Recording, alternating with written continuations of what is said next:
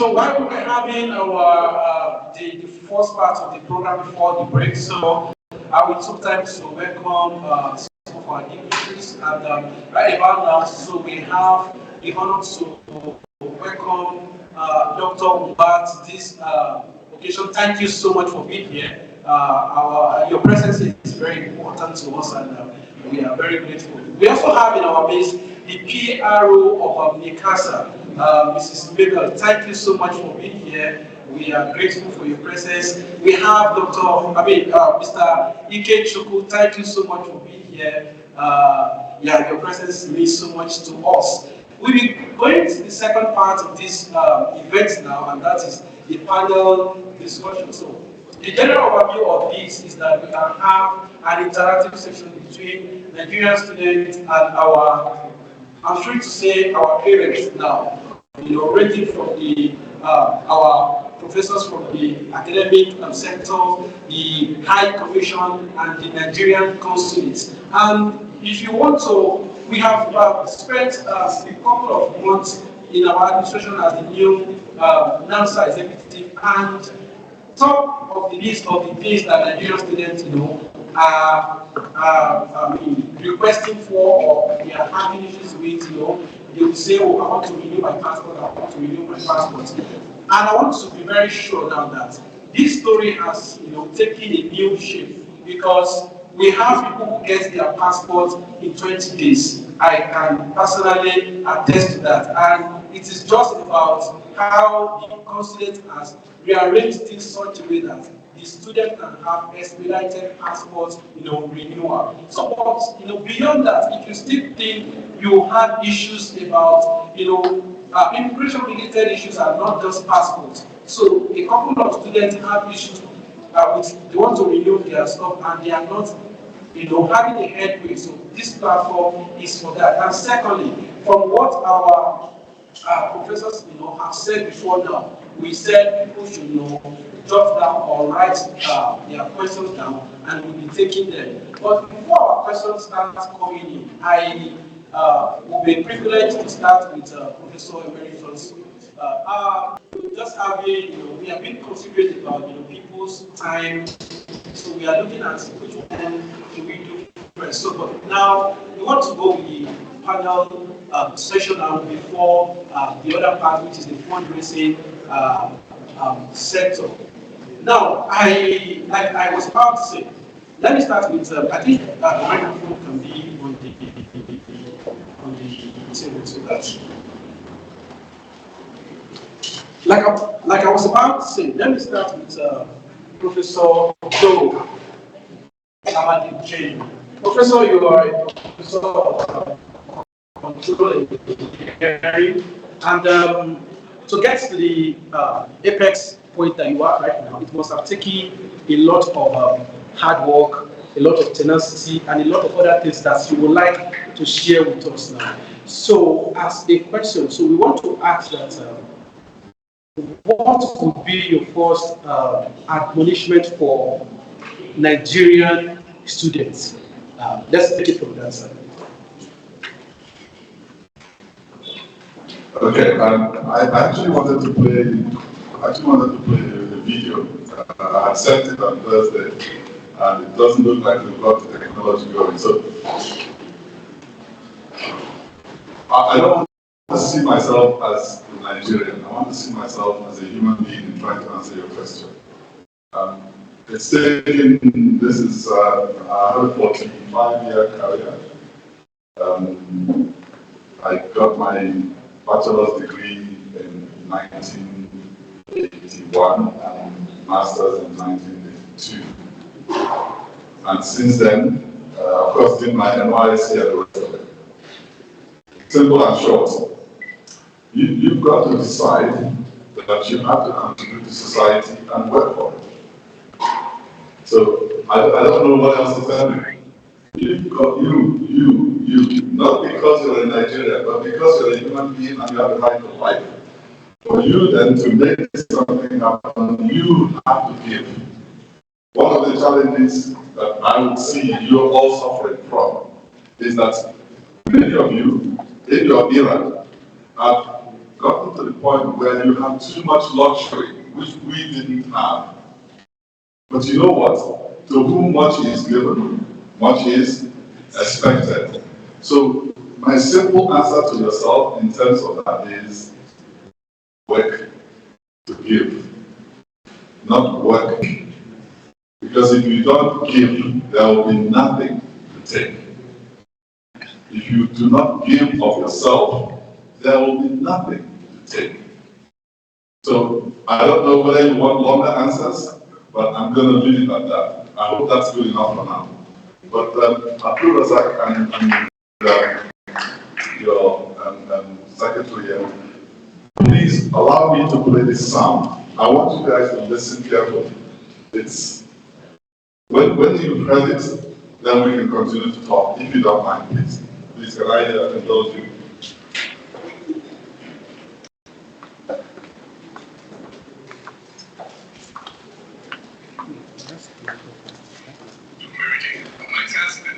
My name is DJ. My task this morning is a simple one. It is to introduce guests and citizens alike of this country. This country hosting this convention, this country called Nigeria. I am a poet, so please indulge me. You see, Nigeria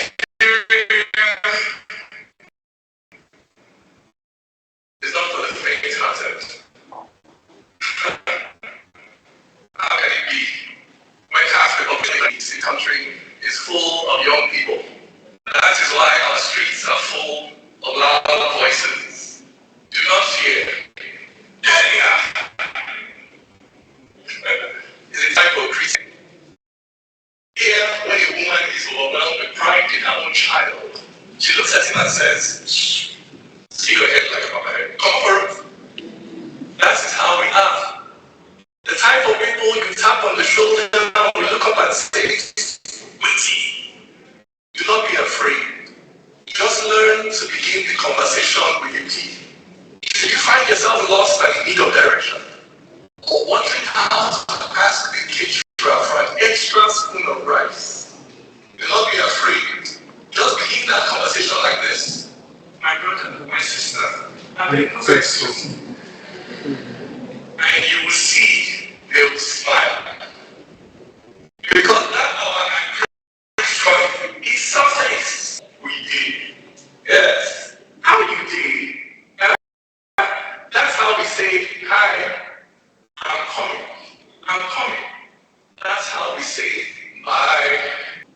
But here, we've taken the language of the colonizer and colonized it because English cannot carry Nigerian things without breaking. Yes, we speak broken.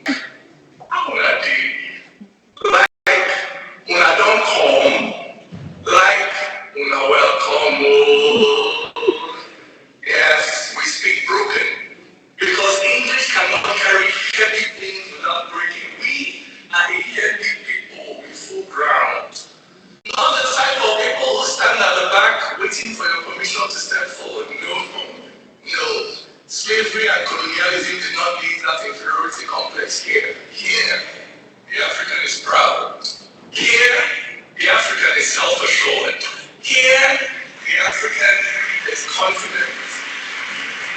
So confident that if you ask a Nigerian, can you do it? Before they know whether or not they know what the hell you're talking about, their instinct is to answer you immediately, yes or no. I think you are. Yeah. That is who we are. That is the spirit that animates this place. It is rooted in the very earth beneath our feet. Standing here in the shadow of the Tapalwani Mountains, with our head in the Sahara Desert and our feet in the Atlantic Ocean, located at that very junction where North, West, and Central Africa meet, we are the meeting place. You see, 500 languages meet here. 250 tribes meet here. The only country in the world where Christianity and Islam meet as demographic equals here, in the shadow of the Tabalwadi Mountains, with our head in the desert and our feet in the ocean, located at that very junction where North, West, and Central Africa meet. We have always been a meeting place. And a meeting place, a crossroad in traditional African spirituality, a meeting place, a crossroad is a magical place. That's where you go to pray your most effective prayers. Because our ancestors believed that a unique and powerful spirit hovered over that junction where different human paths intersect. And what is that spirit? It is the spirit of the melting pot. It is the spirit of coming together. It is the spirit of unity in diversity. Even then, people knew that wherever you find a place where people of diverse tribes and tongues and colors and backgrounds can rise above their differences and come together, that there you will find some of the most remarkable expressions of creativity possible to the human spirit. That is the spirit that animates this place.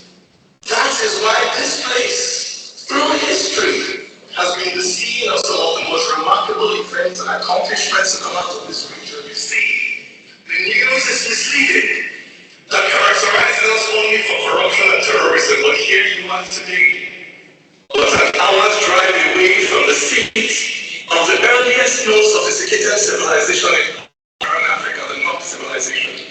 Here you are today, but an hour's flight away from the takeoff point of one of the greatest migrations in human history, the Bantu migration that spread the knowledge of farming and ironworking all across sub-Saharan Africa. Here you are today, but a few hours drive away from God's age civilization from the eternal capital of Cameroon, the sea of West Africa's oldest continuous kingdom. You see, the news is misleading. That characterizes us only for corruption and terrorism, but here you are today, but a few kilometers from the ancient walls of Sungo, second in length to the Great Wall of China. Here you are today, within short distance of the iconic Sokoto Caliphate, of the great Benin Empire, of the seat of the old Oyo Kingdom. Here you are today, within touching distance of the sacred groves of Oshun, that has since exported its formidable pantheon of Yoruba deities to some South American countries like Brazil and Colombia, where today Obatala is deity. Here you are today, but a short domestic flight away from the Atlantic ports of Badagry and Calabar, from which Africans were taken as slaves in such numbers that today the Nigerian DNA is one of the most prominent in the African-American population. You see, this place has always imprinted itself on the world. Our relevance to the shaping of global culture did not begin with that Amina song. I know you know that song. Our relevance to the shaping of global culture did not begin with that song. Let me see you go, let me see you go, No. Our capacity to be relevant to the shaping of global culture did not begin with Kiss Daniel and his famous song. It did not begin with Burna Boy and his Grammy. It did not begin with Chimamanda Ngozi Adichie and her TED Talk. It did not begin with J.J. Okocha and his football skills. It did not begin with Wole Soyinka and his Nobel Prize. It did not begin with Fela. It did not begin with Achebe. It did not begin with Aliko Dangote. It did not begin with Amina Mohammed at the UN, or with Ngozi Okonjo-Iweala at the WTO, or with Olumuyiwa Bernard Aliyu at the ICO. No. Our creative entrepreneurial pull yourself up from the ground spirit that has given the world Afrobeat and Nollywood and Niger Jollof. Our creative entrepreneurial pull yourself up from the ground spirit is as old as the ground beneath your feet. It is rooted in our very geography, the same geography that conspired to make us such a natural meeting place. I tell you, it is no accident that the same geographical space that incubated so many of the iconic kingdoms and peoples of ancient West Africa is today home to the biggest economy in Africa and most populous black nation. I thought I should just whet your appetite. That is Nigeria. So if you want to answer all the questions you're going to ask me today and my colleagues, the answers are there in you. Thank you.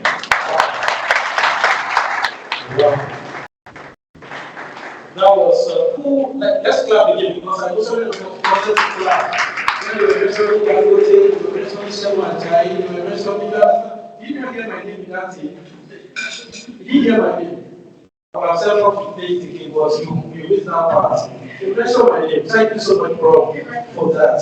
So the next question now is I would like to direct it to Your Excellency, the Deputy High Commission. So in recent time we met the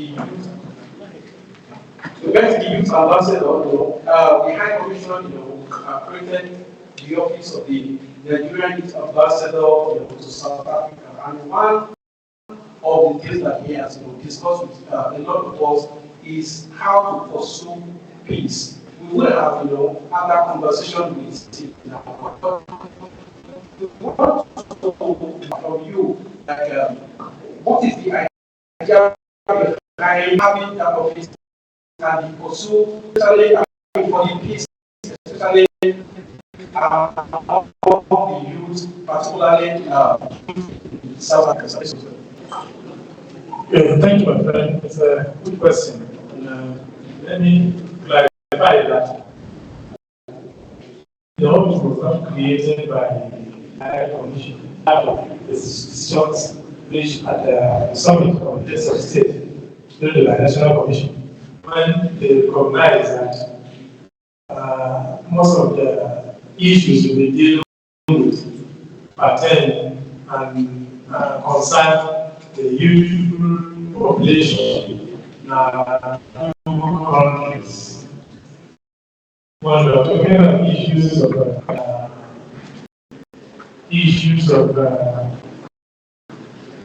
youth sports, entertainment, these are issues that cut across two countries, and the youth are at the forefront of it. So the leaders of our countries thought that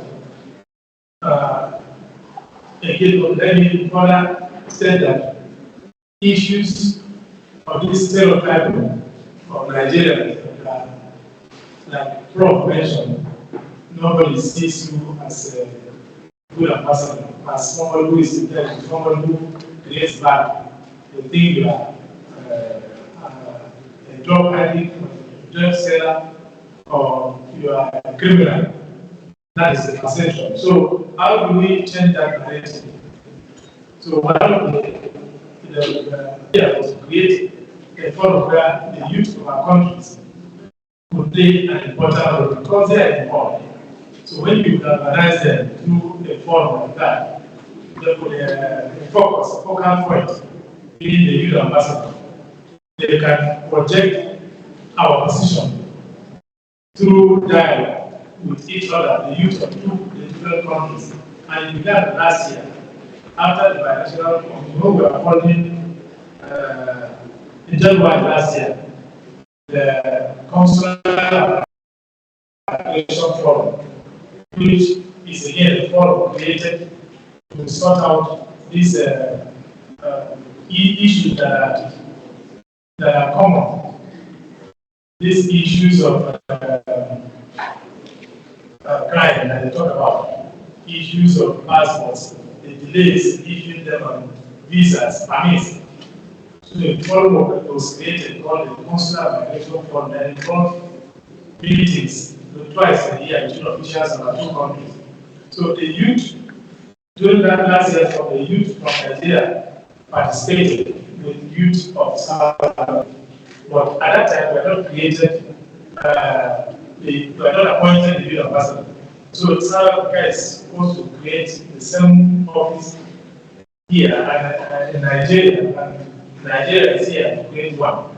So the whole idea is for the youth being in the forefront of these centuries of the youth, who know where the shoe pinches, to be in the forefront of developing ideas that would change the narrative, project what the Nigerians are doing. We know quite a number of Nigerians that are doing wonderful well in this country, but nobody knows that. Nobody projects what they are doing. This is what we hear, bad things that they do.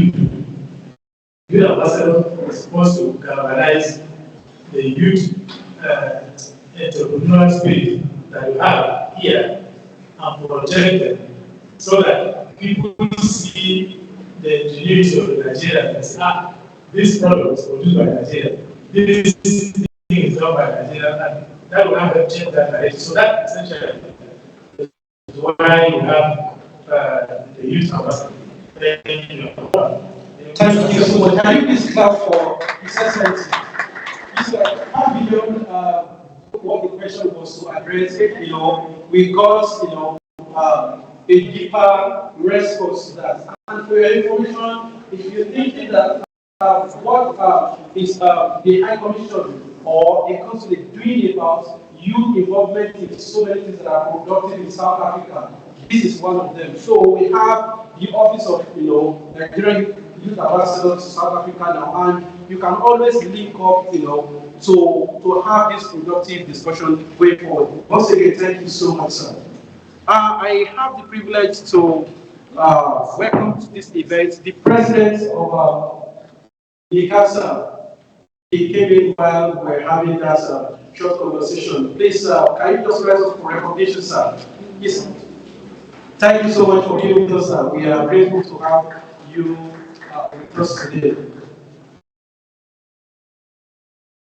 Okay, so while we have gotten the news that the president of the Nigerian Doctors Forum is in the house, that's Dr. Emeka Ugo. So, okay, sir, high table is your space, sir. We have prepared a seat for you here. Please, Dr. Emeka Ugo. Okay, while we are waiting to properly touch down, so that you bring it to the podium here, I have a question that is going to Professor Abeke. Prof, so we were with you before this event, and one of the things, we came to invite you and you invited us into the larger vision. So one of the things you are doing is you are recruiting young Africans, making them secure their future even while they are still young. So can you bring us into why you started this and what has been the ripple effects of that project, sir? Thank you so much, sir. Thank you very much. Thank you very much, MC Alcoche. So what he speaks of is one of my social projects across Africa. This project is called Grit Lab Africa. So if you have your phone, you can check it out. Grit, G-R-I-T, labafrica.org. So it stems from my observation over the years, and I've always thought it's easy to complain. So everybody can complain about imperfections across borders, across your boss is not nice to you, your education, your lecturers are not nice to you, and that's all easy. So how about we try to change something? But here's the problem with trying to change something. The institution is too strong. So please do not start to change by attacking the Nigerian government, throwing stones. I don't think that's the best way to go about it. But you can have a social project for your own. So if you drive out of your house on Saturday morning, look for honest people who give them blankets. Nobody can stop you from doing that. That's a contribution, like my previous seniors here have spoken about. So I have something like that I've been doing for the past 7 years, but I only did it in South Africa. So last year I took it into Africa. Right now I have a social project that spans 11 African countries, and I'm mentoring 116 young Africans across 38 institutions. In Sudan, Zambia, Nigeria, of course, Sudan, Nigeria will be there. Actually, Nigeria dominates it because apparently they understood the advantage more than most of other countries that did not apply for it. So the bottom line is, I want to curate this new Africa of young minds that don't consume too much of the negativity. They don't see themselves as belonging to a tribe, a religion, or something, even though they believe in those things. But they now have to assume an identity because if I can comfort them and try to assist them, they now have to pay forward and assist other people. What I do for them is to train them how to write computer software, mobile apps, web applications, video games, AI algorithms, and this goes on. And I train them from scratch. So in case they're not studying computer science, some of them are studying physics, some people study nursing. But my criteria were that they had to be young enough to be able to be trainable, and you have to be in the top already in the institutions. So I have that project going on. Every Saturday night, like today, tonight we're meeting on Discord. It's like a Zoom for developers. So we're meeting and we're chatting about algorithms.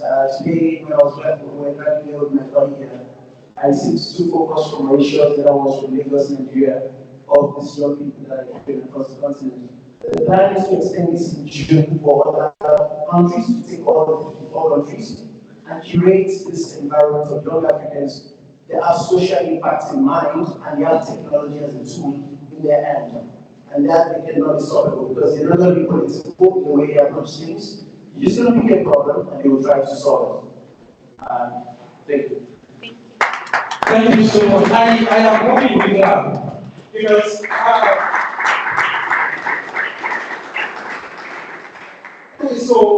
up to now we'll open the floor for people to ask questions because it's going to be an interactive question. But the leading questions are just the bigger bit of what they are doing, and we hope to. We just decided to mention it to us here so that we will have further questions. If I were you, I will ask the ambassador that how can I be part of what the office of the Nigerian Youth Ambassador to South Africa is doing? If I were you, I will ask Professor Abedin that, this is what you are doing. How can my kids or how can my kids or me? Because the last time we were discussing, he said people that are above a certain age, so that you people will just Professor will talk to you and you'll be like, So how can I be part of what you are doing? Because these things are the key to change what we have now, either our images or our productivity. Thank you so much, Professor Abedin. Thank you so much. And while we were having that discussion, one of our panelists, has been with us. That's Dr. Rita Okachi. Dr. Rita Okachi, she has been with us, and your place is on the high table here because the panel discussion is on already. Please, can we welcome her to the high table with class because she has some fundamental things to discuss with us here, and thank you so much for coming.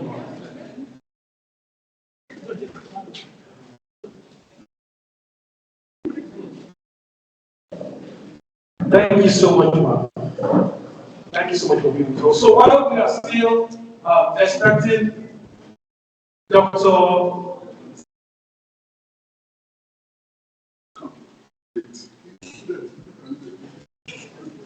Yes, so that we will talk eye to eye.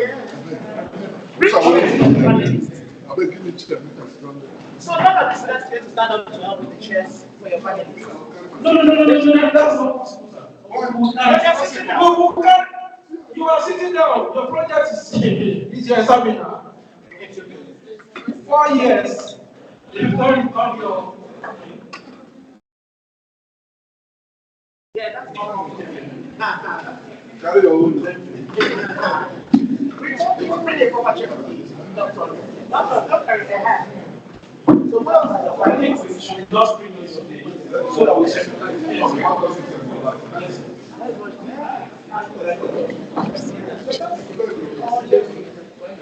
Thank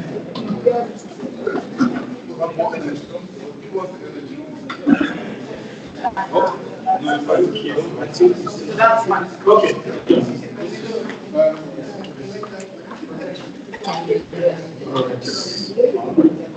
Thank you so much. I'm sorry, guys, but I don't see how I can answer questions on this panel like this. If you talk to me, let me talk to you. Actually, this was the original design, so thank you so much for that. So, are you feeling at home now? When you feel you have done everything, and you say, do you know what you are doing at all? So, thank you so much. My next question goes to Professor Paole. And the question is that if there is one word to give to Nigerian young people, as volume, you can hear now. You need to remove that, Okay, so my question is that if there is an advice that you will offer to a Nigerian young person who wants to study in South Africa and how the person can be successful, what would the line of words be, sir? Thank you very much. And this question I get very, very regularly. I came here to South Africa 15 years ago. I mean, at first times, I mean, agriculture, so I know that there's no way I would decide it's not solving problems in the industry.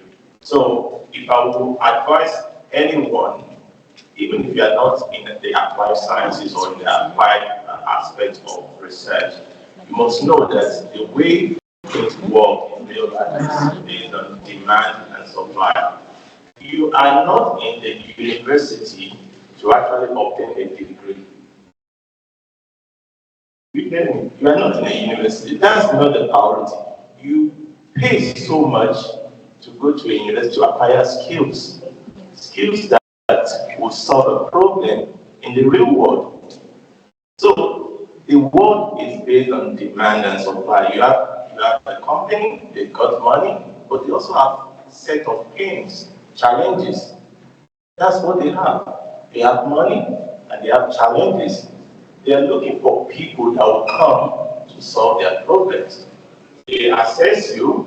In fact, your degree is just one of the things. In fact, they should get rid of certificate. It's not possible to get rid of it because, in a way, indirectly or directly, it tells a lot about the skill set that you have acquired. But in the real sense of it, you actually need your skill set. You need your capability to solve their problems. So if you find yourself in this country, as much as you are coming to get your degree, actually put a high priority on acquiring skills. And it doesn't mean that you can actually be studying one thing and be acquiring even more relevant skills on the other side. So don't. So if I would advise you, please prioritize that. And that comes with having a mentor. I mean, the mentor has helped me in my life. And from Aditi can testify to it. We grew so much in our career, and you can attribute this to mentorship that we had over the years. So that's the only thing that can make you relevant. Skill set. The degree is important, but let your priority be the skill set in this country. Thank you very much. Thank you so much. Please, can we clap for Professor Powell? Thank you so much.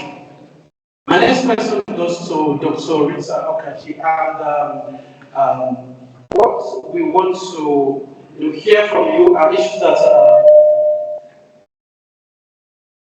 yeah. So what? Hello. Okay. Okay, so what we want to hear from you are issues that are important, human rights, legality.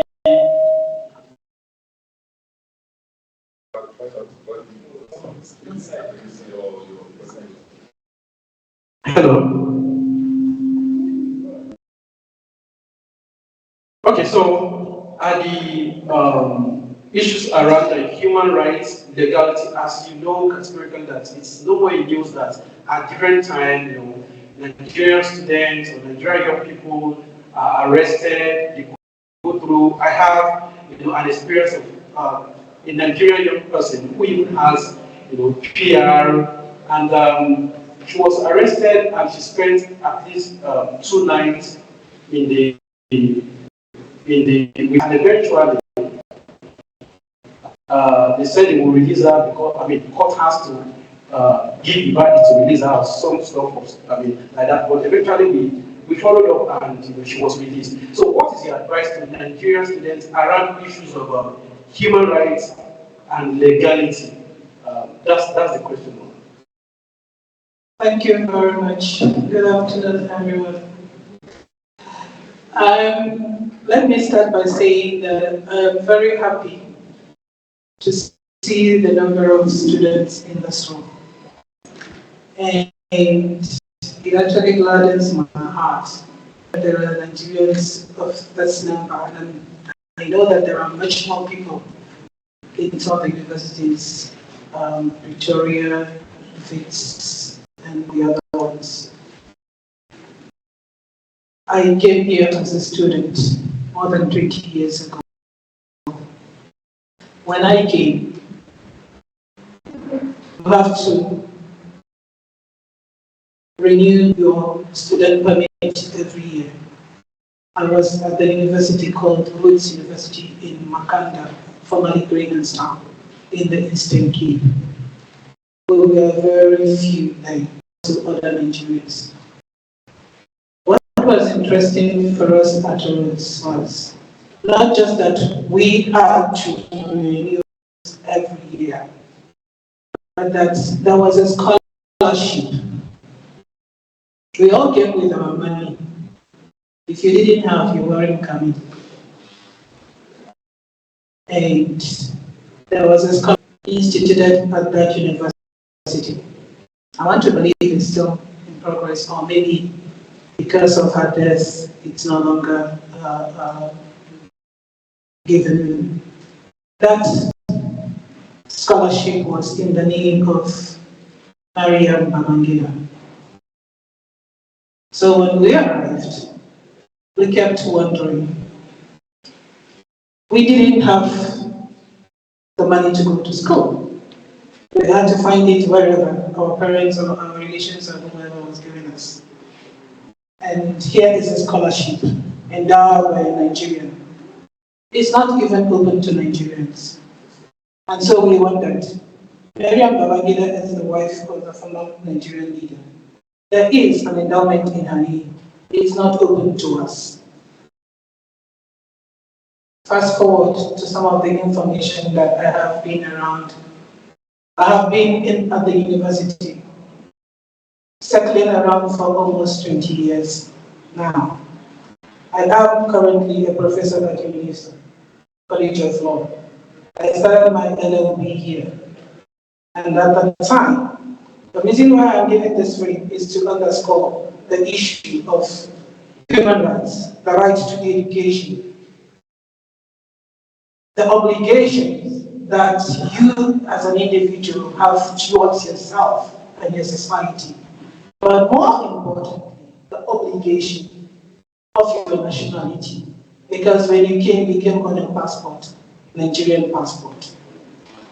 The right to education is a right. Under the African Charter of Human and People's Rights is a right. So you are here because you deserve the education. You want the education. There are some people that this right is open to, but it's not available to them because of resources.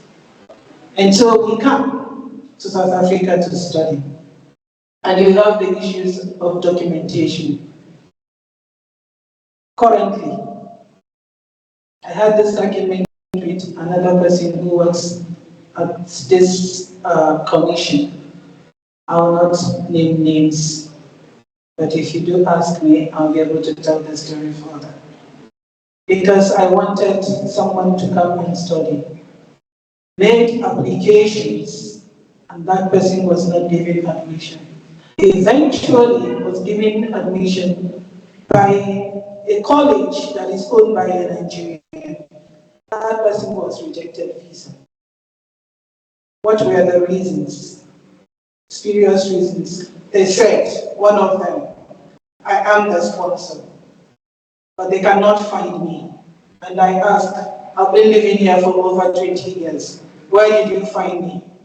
Anywhere you go, the first thing they ask you is your phone number and your address. And so you have all of those details in the documentation. How come you don't find me?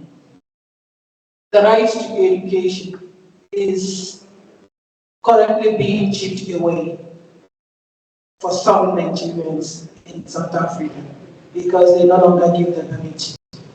And when they give the permit, you are told that the permit may be illegal. And that is why you find some people in challenges where they are. now held by the authorities. And when you are held by the authorities, in the first instance, you must be sure that when you make your applications, you make it right. You follow the law. There is the rule of law. There are specific requirements to make applications. How do you now get permits that are considered illegal? We are Nigerians. We want things in a hurry. Do it now, quick, quick. So we kind of sometimes find ourselves, and we know, but we don't do the right thing. So the first thing, you do the right thing, you follow the rule of law. Make sure that your applications follow the requirements. And when you are sure that you have done that, and you find yourself in a space where you are held by the authorities based on your permit, you have the right in the first instance. How? What was the reason being held by the police?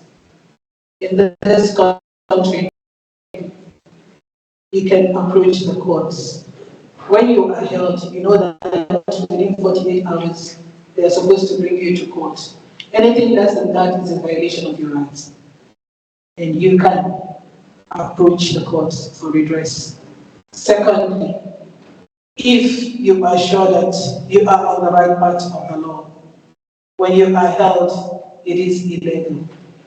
And so you have the right to approach the courts and declare that you were held illegally by the police force. The problem and the challenge that some of us see sometimes, I also practiced a little while ago. I'm still an advocate of the High Court, so from time to time, I do approach the courts for some immigration issues. And I follow immigration because I know that our people struggle. There is the law against arrest by the police when they arrest you without following the law. The problem is this: our people follow the quickest route out. And in doing that, you get yourself embroiled in a much more difficult situation. If you have issues with the authorities, you look and you follow the law. There are Nigerian crop of Nigerians here right now through God's providence are in the level. They can be assisted. And also our law that was made the opportunity, who have the opportunity to be here to show that the High Commission does assist, but to actually create an office in their legal department to take account of the number of students that are here. I don't know if if there is a database of Nigerian students within the commission. And if there is, they should follow through. And if a student has a problem, then the office, the legal office, should be able to advise, even if they are not going to take up the case. But they also have a database of Nigerian professionals who are in the legal profession to assist any student who has been arrested without the due process of the law. I think I've spoken enough. Let me wait for that question. Wow, that was this clap. Sorry, my young children, I'll call you that. I have a right now. Because if I was in Nigeria, you know, I'd be grandpapa. So let me just join her. Because after I got close to retirement, I started studying law at UNISA. So I hear everything you said. But let me go back to some of the questions you asked earlier. That's as best as I can. I said consciousness. I lived in the United States. That's where I got my bachelor's and master's degree. I never, other than getting a police speeding ticket, I never had any other issues. But I had my own Nigerians who were having issues exactly because of what she said. They wanted shortcuts. I didn't. I lived in England, not a single problem. I've been in South Africa now. I lived in Singapore. So I'm just giving you an idea that if you respect the rules of where you are, you will succeed. And you will have no problem. You don't go to bed at night worrying. That is why I opened up, I said, we are here mentoring. We can tell you what we know. I can't tell you all now. But please, if necessary, I've spoken to, I've asked my colleague, that's why I said, please give me your number and stuff. Because I want to deposit my name so that if you guys have any questions, I have too much experience to take it to the grave. Thank you so much, sir.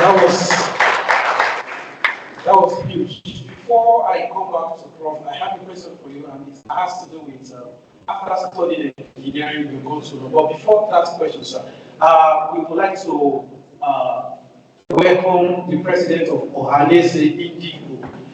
Please, you are welcome so much. Thank you so much for. Thank you so much. Please, we also want to seize this medium to recognize the presence of Dr. Uba from the University of Johannesburg. If you're here. Thank you so much. Welcome. Yeah, so while we are still waiting for the president of Nigerian Doctors Forum to join us and deliver his speech. So my question to you, and after now, we will take the questions to the Nigerian students, I mean the audience here. You probably will have had one question that we want to ask, either it's going to be directed to our panelists here or to the Nigerian mission houses. So now, the question, sir, is that what is the motivation behind your decision to study wide and deep?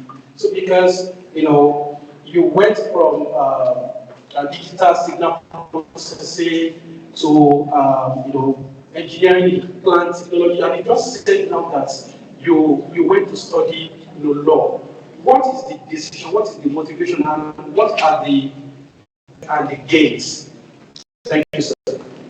Okay, I think my colleague already gave you some hints onto that earlier on. You will not succeed in a world that's changing without you changing. Again, please, I know some of you are not listening the first time. I will speak, and I'm speaking as an elder. You will not succeed in a world that is changing if you don't change. So I started off, I was moved to do an electrical engineering degree in high school. In class 4, going to class 5, I was appointed a prefect, and in one of those instances, I had to walk from Amibo Road in Port Harcourt to Bolokiri, which is where government comprehensive is.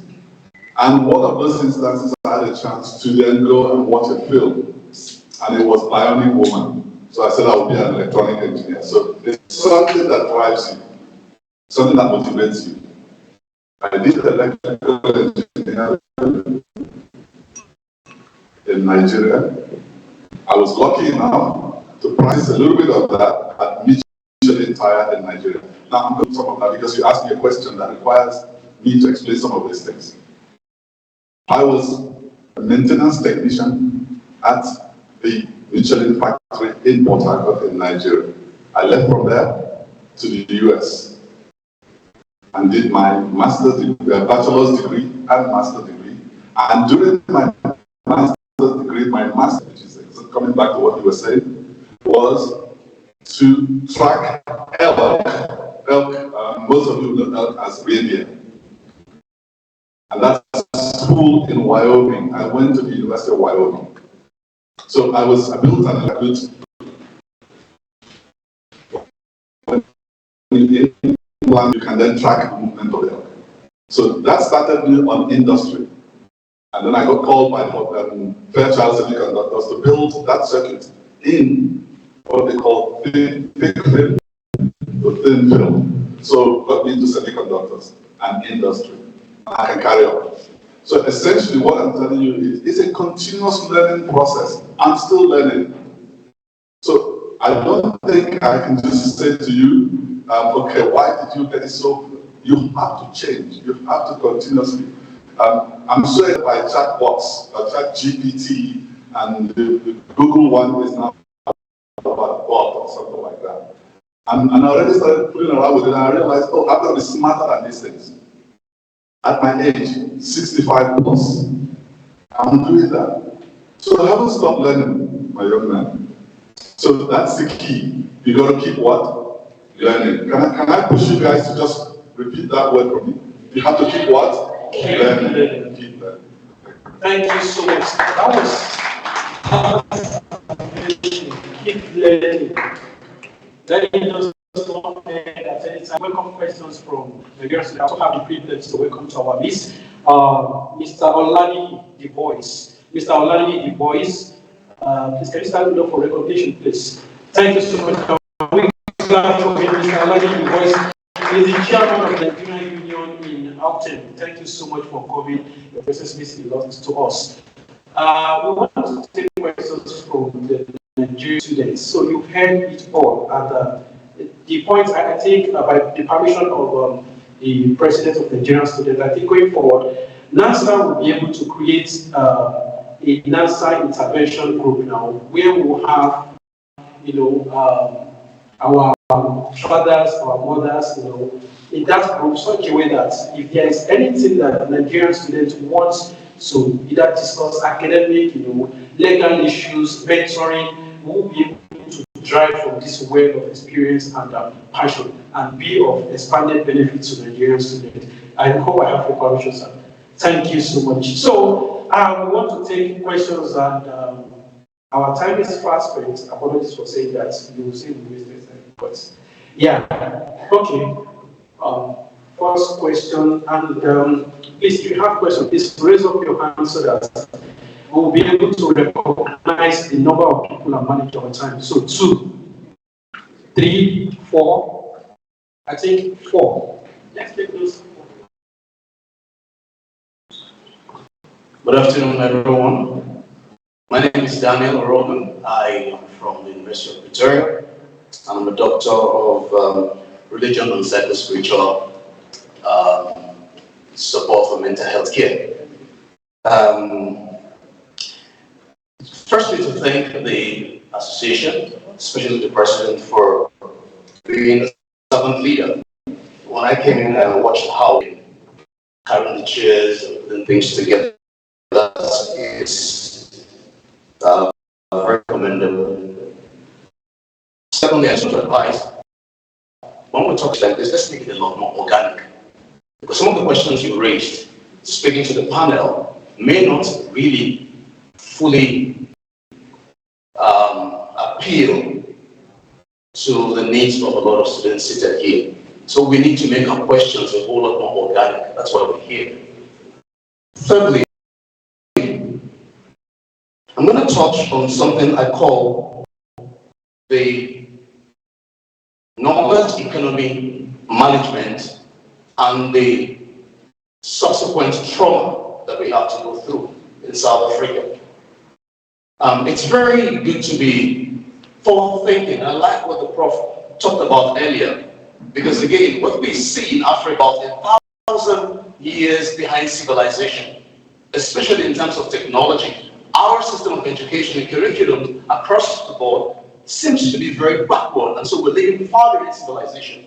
However, one of the things that will make us remain where we are is talking about the possibilities all around us without looking at the pipelines that will take us through that. In my opinion, there's a big problem with the plan and policy in designing mental well-being that will carry Nigerian students through. Now, when you came 20 years ago, like Prof said, what we're going through now is not exactly what you went through 20 years ago. I give it of myself. I work in an environment where 90% of everyone in my faculty is white. With just 2 black doctors in my faculty who were not South African. Even at that, what we go through is what I cannot talk about in the public. So in managing the knowledge economy, first question, very important. First, doctor, I have some trainings right now in Ireland, I have some in the States, I have some in the UK, and my permit has been delayed. I'm sitting on graduate study panel for some doctoral students in the island. And I'm wondering, how do I make this straight when my documents are held back in Home Affairs? And I have to go to the States. By the time I'm back, I can come into the country. And yet, what I'm learning over there regarding mental health support is for the benefit of the country. Now, how do you manage that situation? Secondly, my worry is this. There is as much as we're all here, gathered together, and everyone is talking about that problem. We do not have a pipeline through which we can get support and support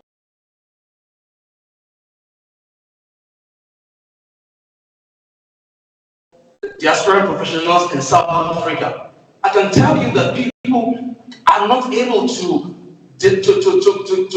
bring what I call peak performance. The ability to produce more than what we can is no longer there because of the traumatic experience we go through. How do you manage this? Can we take the systems to court as individuals? If we cannot, how can Nanssa or Nigerian embassy help us to go through this? That's my first question. The second question is simple regarding the association. Now, if you check, I'm just the only one and my sister here from the University of Pretoria. It seems that some universities run association of Nanssa independently, which gives that gap for unaccountability. And I think Nanssa needs to look into that a little bit more, because we need to have a system as future leaders. We need to learn to be accountable while we're students, so that in growing up into the place of leadership over time in Nigeria and anywhere we find ourselves, we're able to be a people of great accountability. 3, ethical issues. If I have xenophobia attack in my faculty as an academic, where do I go to? Who do I complain to?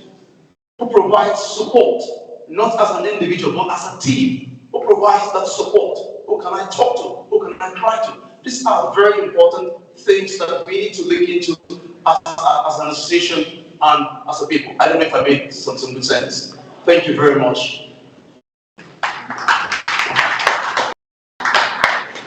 Thank you so much. I think he asked 3 questions in one, and at different times they are directed to different wings. So I don't know which one we should take first, but please, as we, not that we are trying to cut us short now, but let's manage our time in this conversation so that we can maximize it. Yeah.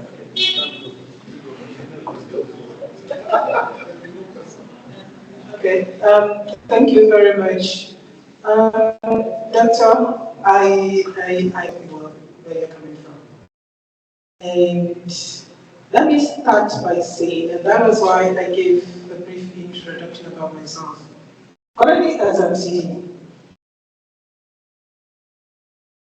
my son's passport is still here. He was captured in December. I am told that it's still pending. We want to travel June and July. And for us to travel, he needs that passport in order to make the application.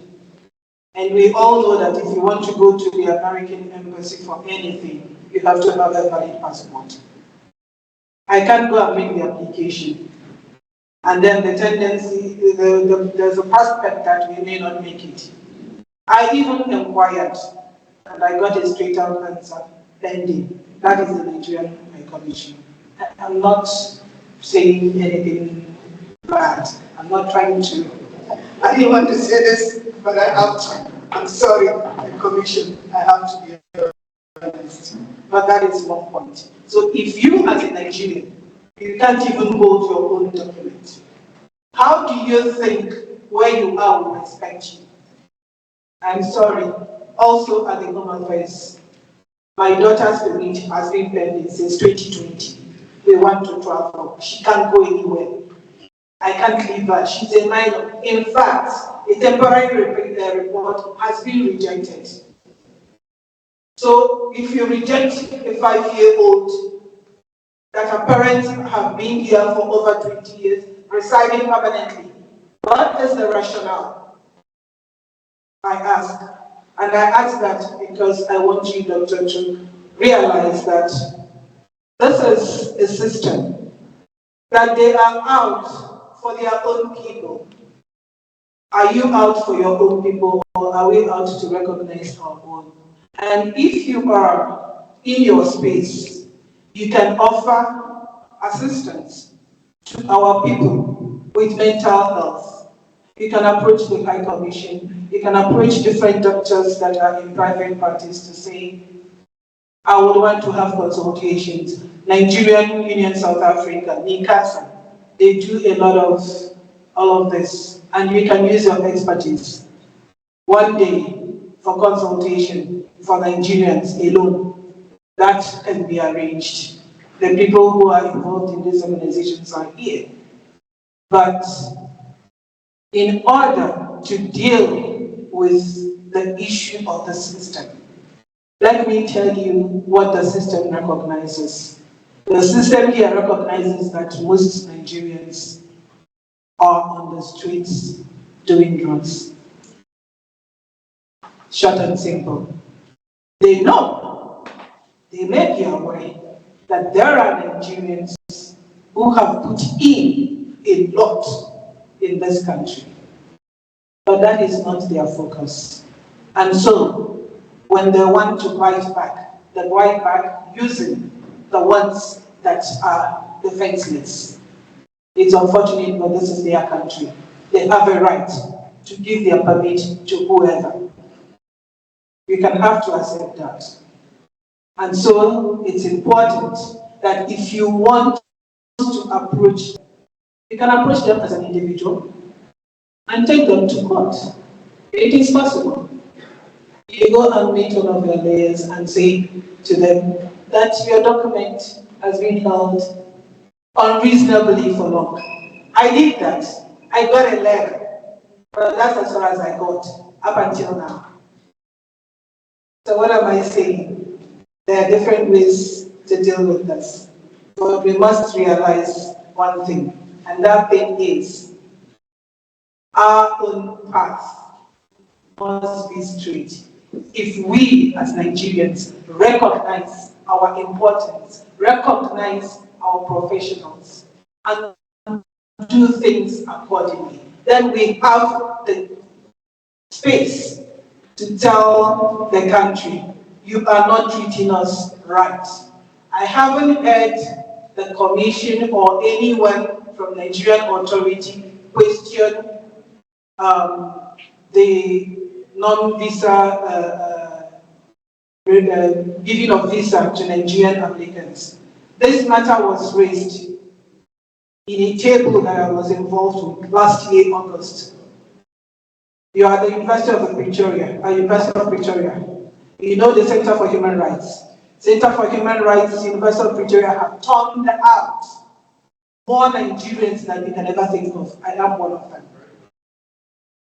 Still, but of recent, you cannot find Nigeria graduates coming to that department because they no longer issue visa.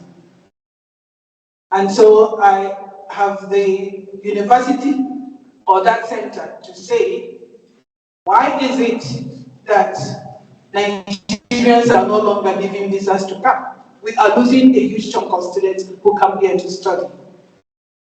The Nigerian Association of Nigerian Students, perhaps you have a role to play in actually taking people to account. They like accountability. and it is possible.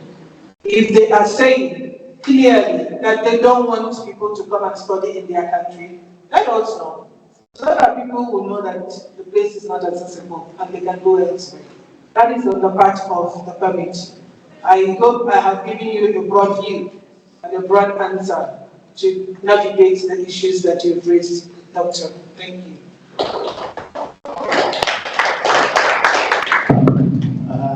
Now you've covered a lot of ground. So, Doctor, I'm just going to, because you have a context to your questions, that was academic. Your experience in academia specifically. I'm sorry to break your heart. We go through that every day. Myself, to get where I am now, I've gone through a lot. If I told you, you'd be shocked.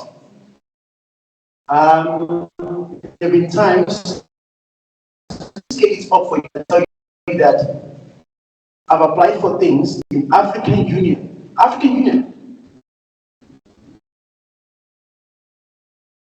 Not just my university. Mentioning that as African Union, South Africa. You followed me and asked your CV, looks good. Which country are you from? It's not written here. Of course, I'm going to write it there. You know what? And I said Nigeria, and said, okay, don't worry, we will get back to you. The panel just is a decision-making steps. Because I realized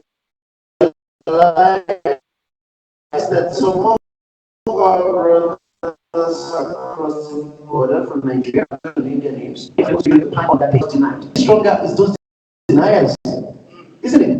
I get deniers and deniers and deniers, and I keep fighting. And I get to where I am today.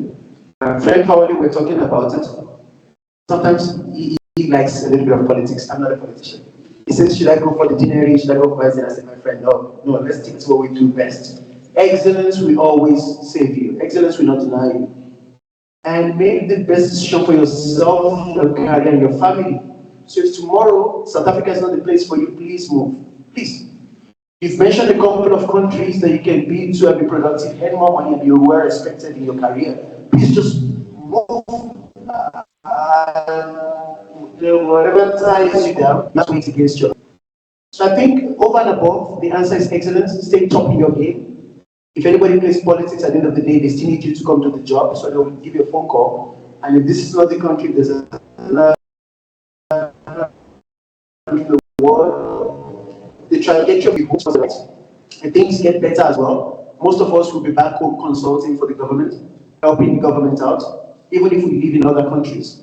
And if the country gets better and better, trust me, I'll buy property in Lagos. We spend from 3 months a year to about 6 months a year. When we are 60 years old, I don't want to be running around being called for 60. I don't want to be. So ultimately, that's all I have to tell you. Yeah. I'm more than 60 and nobody calls me foreigner. let me thank you for raising that. I was in industry. I was with Shell, and then I joined Hatch in South Africa. And the University of Pretoria heard about me and insisted, the dean of the faculty of IBIT, that you know, insisted, Roel Sonnenberg, that they want me at the university. They were interested in the fact that I'm in Nigeria. They knew what I could do.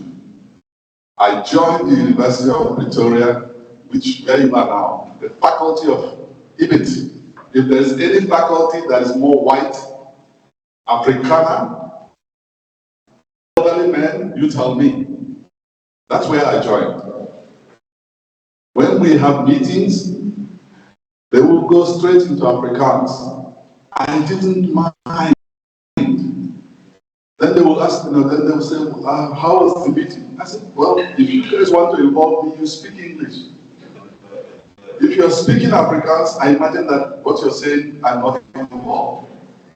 Do you want to be head of the department? No. I sit here today as an emeritus because as I was finishing my term, the university invited me to apply for a re-evaluation for my NRF. I have an NRF rating for the next 5 years, starting from this January. So the university is not letting me go. they're not talking about me being in Nigeria. I know the angles that you talk about. I don't want to go there because I address that, and I can go into detail there. You just got to keep doing what you're doing with all honesty. A lot of things are going to come your way. They don't see me as a Nigerian. I'm the chair of an international society. It's based in Australia. I as a CEO, he doesn't want to let me go. They don't see me as a Nigerian. I did request for permanent residence. Nedbank requested for me to be made a permanent resident in South Africa when Mangosuthu.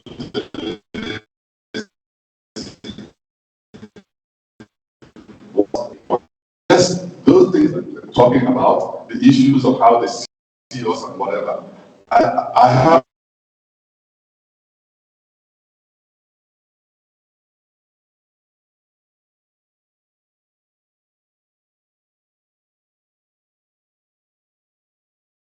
did not do much to us. So why don't you take that and say, yes, I see all that challenge, I see all of those troubles, and how to navigate them, yes. But if you are motivated and do what you're doing right, I assure you, you'll be where I am today. Thank you. Thank you so much, sir. That was very profound. Please, we have a very short time in the panel session, and we would have actually loved to have you and keep the conversation going. But we just have, to save the time. Please, the remaining 3 questions, can we have all of the questions together? Then we will just have responses to them at the same time in a short time. So the second person, can you go ahead and please let's keep our questions. Good afternoon, everyone. My name is Bona Victor Trustment at Tuani Investor Technology, Victoria.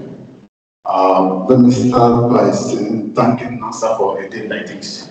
And the big one, my question is because when I was told that if I'm to certify my passport, biodata, and the visa page, I can move around with it. But I traveled to Nigeria, coming back this year, and I went to the police station to certify my biodata and visa page so that I'm able to really to move around. I was told that they can never allow me again to go move around with the certified copy that is no more allowed. So I decided not to argue with the police officer. I've been praying for a day like this so that I'm able to ask, is there a special certified copy, or is it that what they told me is not that right? As I'm trying to put my question directly to Dr.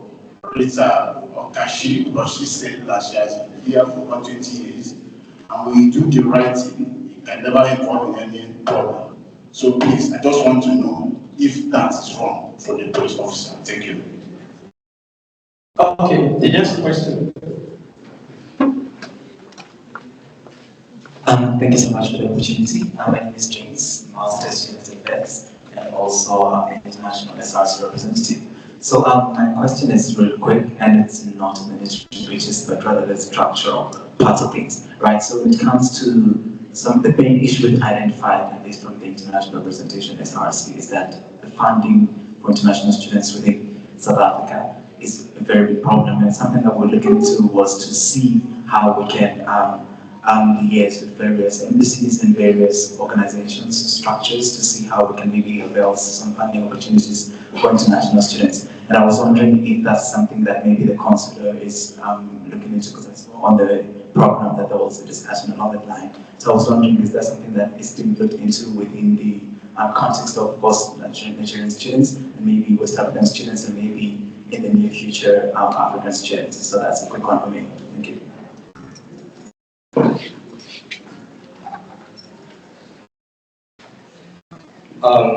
Good afternoon, everyone. My name is Edmund Terrer. I'm a PhD candidate at the University of Johannesburg. My question still goes in line with what he asked. and I think it's very, very pertinent, is the whole thing about payment. I just want to know what are the practical things, the very, very practical things that the consulate is doing with the Home Office for our permit. Because some of us will be waiting, like I applied for a permit and it took 16 months for a study permit. And then I have applied for a permit for my PhD. It's taken 6 months.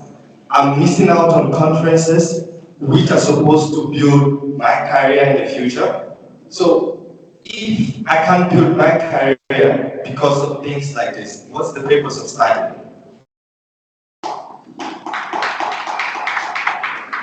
Thank you so much. I think I don't know how much we about it, but the first person actually was practically directing the question to Dr. Rita. So, and I think there's a question around funding, which I will take to our pros, and there's a question around permits, home affairs.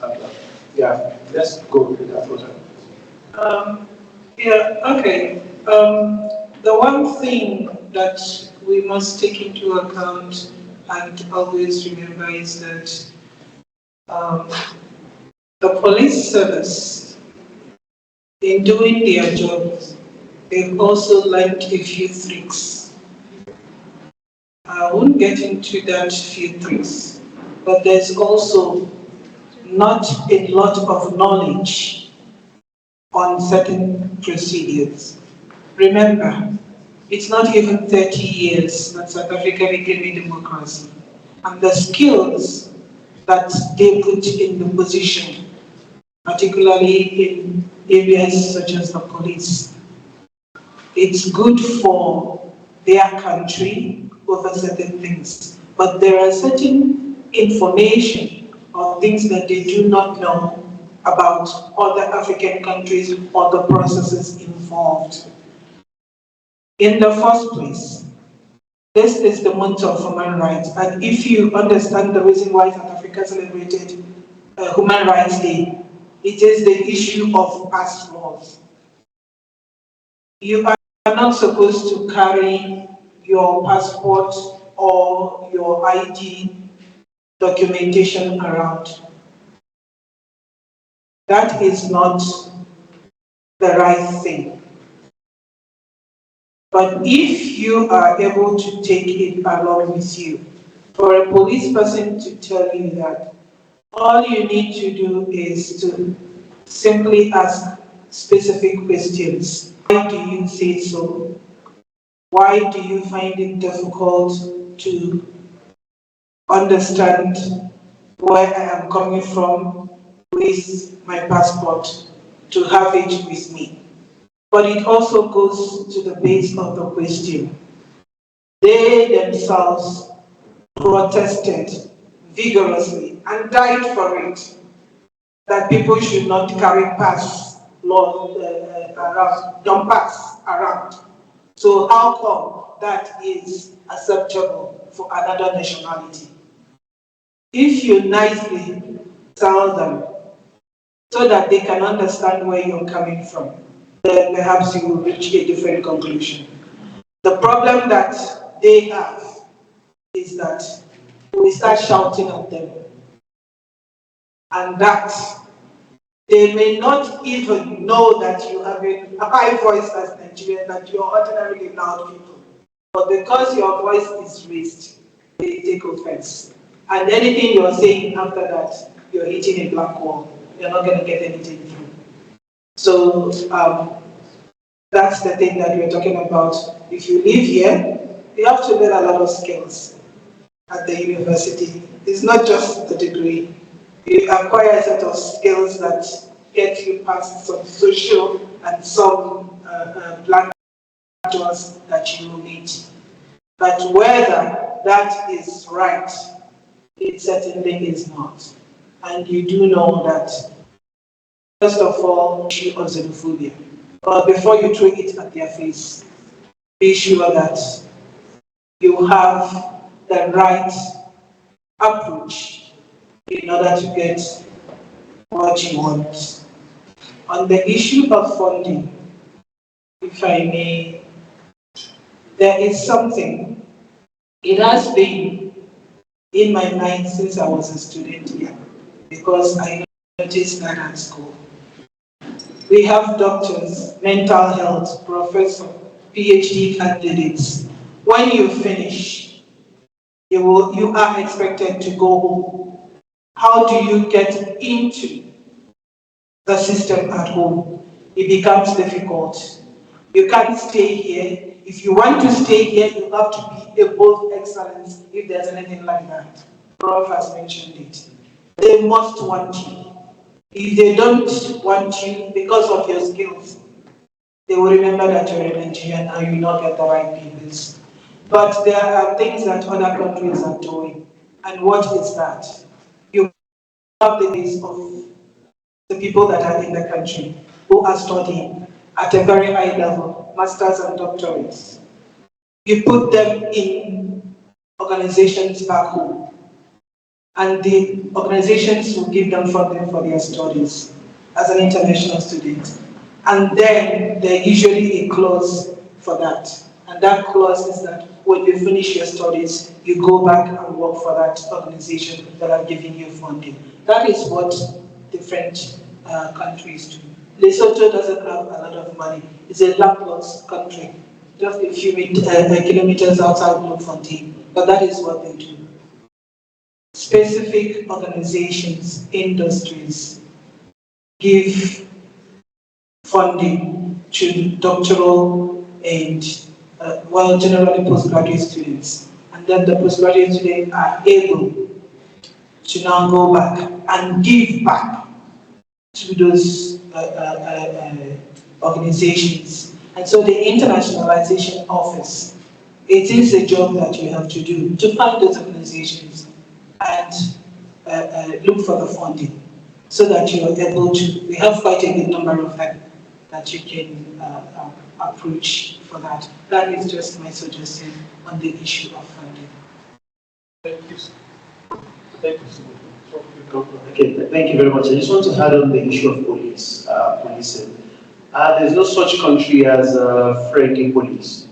We are Nigerians ourselves. You know, the police talks you on the streets of Lagos. They are the best in psychology. They look at you. Because what you're wearing, God help you, if you're wearing chains, you fit the description of the guys who they've been chasing for the last 24 hours. So I'll just say it's a mind game. What she said about talking the situation down, de-escalation, is top skill to have. Because you're standing there with someone with a rifle. In South Africa, there's no brutality amongst police brutality, and you have to be happy with that. In the United States, people get killed, and later there's a match, and they know we are sorry. At that time, your life is gone. When I encounter police, I know I don't bring up the law book and argue in court. I smile as a gentleman. I speak my Harvard English or Oxford English. I don't try to get into South African languages and try to impress. I classify myself as foreign immediately, and I say, if in your case, you can see you're a student, and provide all the proofs possible. And since you're a student, your backpack is going to contain your notes and stuff. You'll be surprised in the last 1 month I was stopped. And on the day, they seemed like they were agitated even before they stopped me. So I had to de-escalate. They opened my bag, they searched every compartment. Actually, my entire life, nobody has ever searched a bag I packed. It happened last month. Because you don't pack your bag for someone to search it.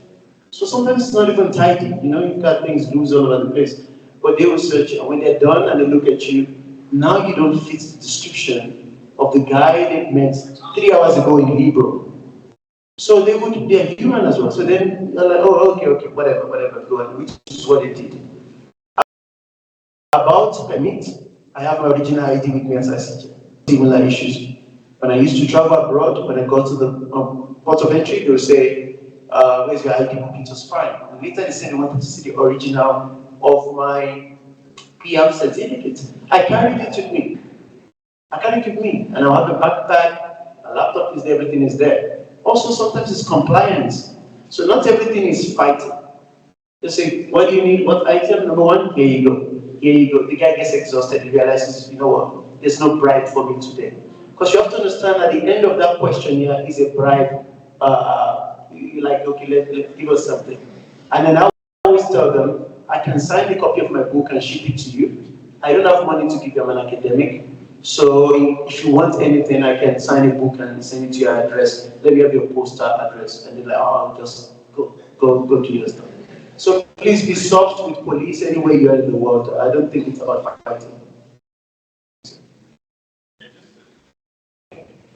Okay.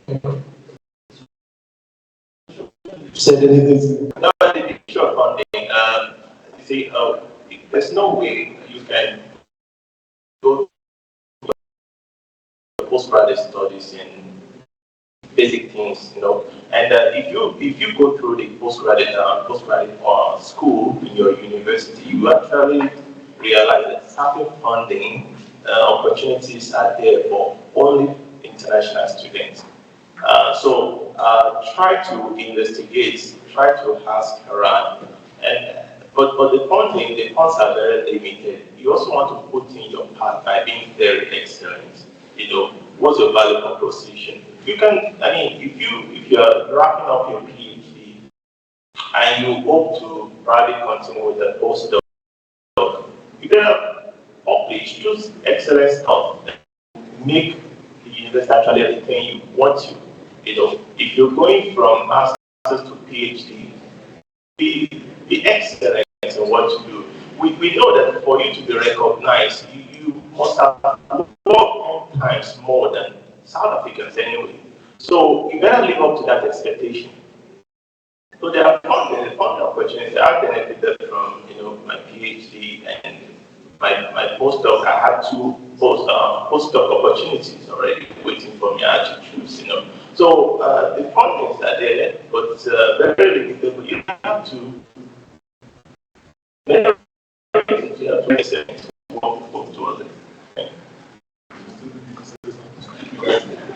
They've answered a lot of the questions, but can I please plead with yourselves? It was not possible in the time that we have today to actually delve into some of the detail and give you some of the practical steps. So, can I make a proposal that the consulate, the High Commission, perhaps should create something where people like us can take on some of these questions and maybe make personal contact with some of this and then explain to them some of the smaller steps that need to be taken. Because I don't think we'll be able to answer all of those questions here now. So I really appreciate your pain. Some of us have been through that pain. I have been through those pains. There's not a single thing any of you have said here that I have not been through. Even at my age, the police will stop me now. And all I do is leave them to ask all the questions. Somebody says, where is your passport? I said, I don't have it. He can't arrest me because I don't have my passport. He knows. But if I react any other way, he uses that to insult me. So I just stand there, where's your passport? I don't have it. Quiet. Then he thinks, this one, I don't mess about with this one. Funding, we're battling. The current position in South Africa is simple. Any money that comes must be for the South African first. I'm every day being challenged with postdocs, and I hear you and them completely. We have Nigerians who are heads of departments at the institutions. They don't even have the authority to give a postdoc to a Nigerian. So funding is anywhere the money is coming from, whether it's from industry, and if it is from government, forget it. It's South Africa. If it is from industry, if your excellence is there, the company will push that through.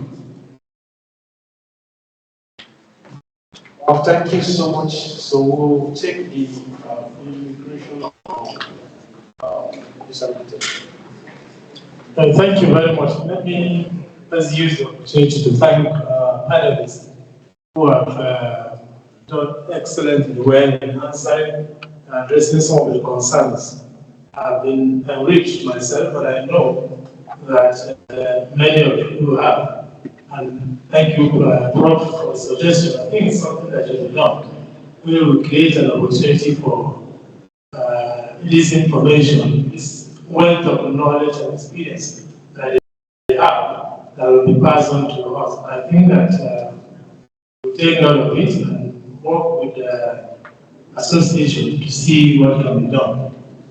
So thank you once again. Let me touch on the consular issues on permits and passports. And to say that again, the answers to the concerns, because it's been alluded to that this is systemic. It's nobody is coming to us. We had sometimes we come out boldly because we are meeting with them and we say this is what is happening. They deny it. They say no, there's no policy that supports this. But we know that somehow, somewhere, way up there, people are pushing for these things to be done. But they are not going to. When you ask, there is no policy, it's not so. We are not denying people permits, but how come that the whole year, sometime like last year, the experience was terrible, and still is. Almost the entire students couldn't get permits. Nigerians who are working elsewhere couldn't get permits. Students that are outside, more than 50 are out there, they cannot come in. So, how do you explain it? This question was asked even last month when we had the Foreign Affairs Ministry. And they said, no, if there are system glitches, they're doing this, they always find excuses. So, these things are not isolated.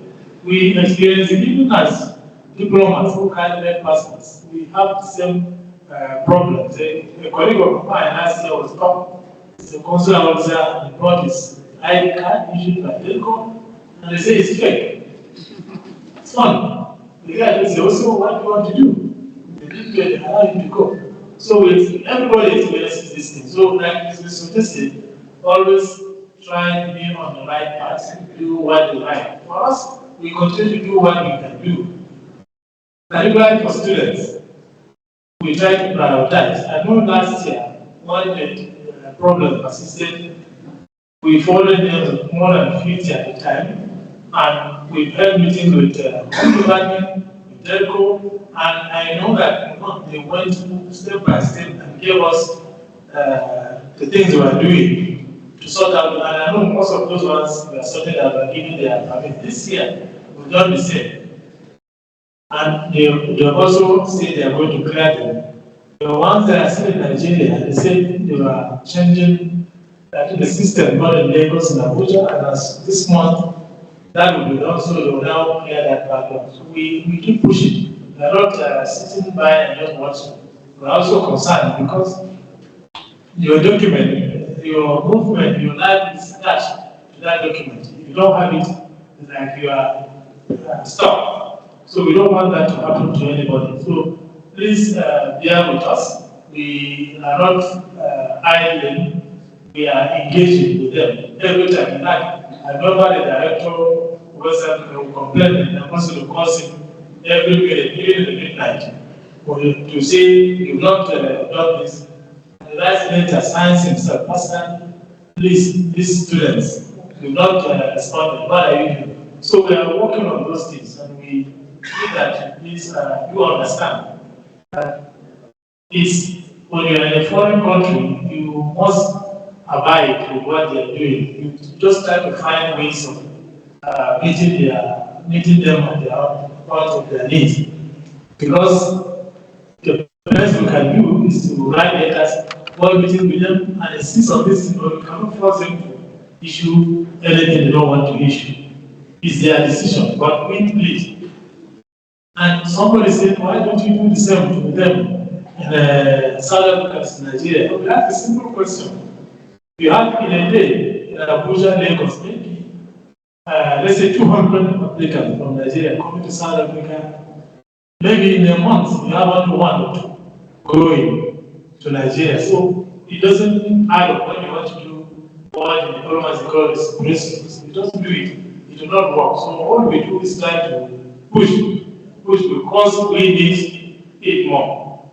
So please understand with us that we are doing the best that we can to sort out this problem that we face on a daily basis. It's a challenge, but we must, since we are here, you receive the best advice on how to go about it. Remain law-abiding, don't cut corners, and God helping us to see that this thing will be solved. Thank you very much. Thank you everyone for your questions, and thank you, sir, for your responses. We would like to take more questions, but unfortunately, time is, it's not our friend today. But there is another way to get your questions across to the panel, and we'll be responding to you. Okay, so what we have decided to do as a National Association of Nigerian Students is to create a Google document where we share the link with all of our students. So if you have questions that you still want to be addressed, please just send it to them, and we can assure you that to get to all of our panelists and the mission houses, and you will definitely receive responses in this line. And we have also said today that we will create a group which is Nanssa intervention group, where we'll be able to issues. Our doctor has said we'll be able to bring up issues and give feedback to Nigerian students as they are related to that. So we want to, okay. Sorry, I for some reason completely did not say what my real name is. You are calling the wrong name. My name is Rita Ozemena. You are calling the name that is mine. Sorry. You are supposed to correct that at the first instance. Yes, so my surname is Ozemena. I have a proposition, and I wanted to make this open. A couple of years ago, I used to host a youth program, and that's Independent Pan-African Youth Parliament. Independent Pan-African Youth Parliament. It is properly registered here. I have the certificate, but there are no people involved.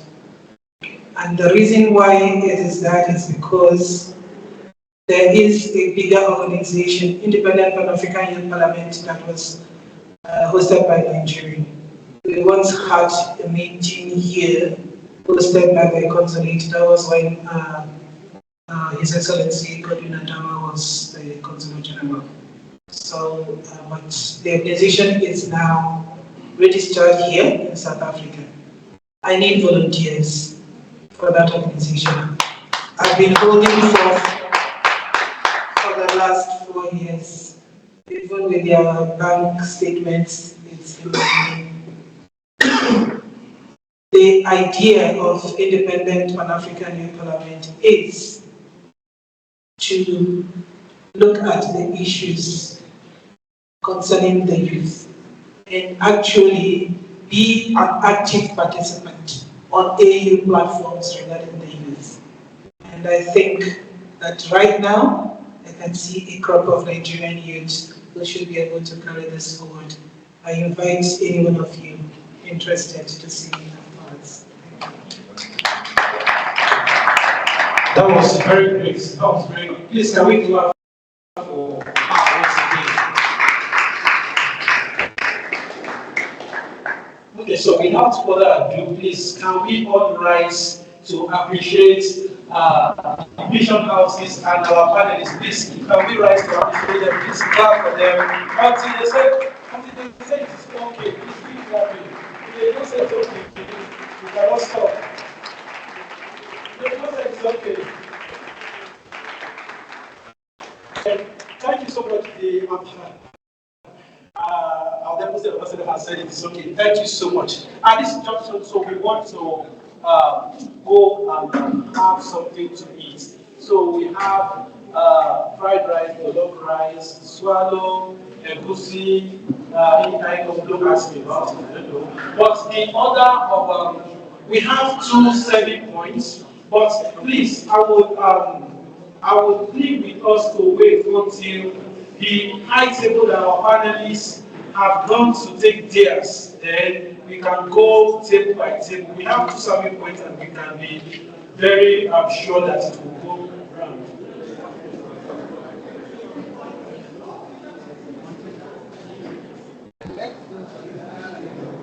Yes, that is what we have said, that the high table, the high commissioner, our professors and our speakers will go first. When they are done with 7 years, then we will call each table to approach the dining side. Thank you so much. After meeting, we come back for the completing part of our conference. Thank you so much. Thank you. It's fine now, thank you. It's 11:30. Thank you.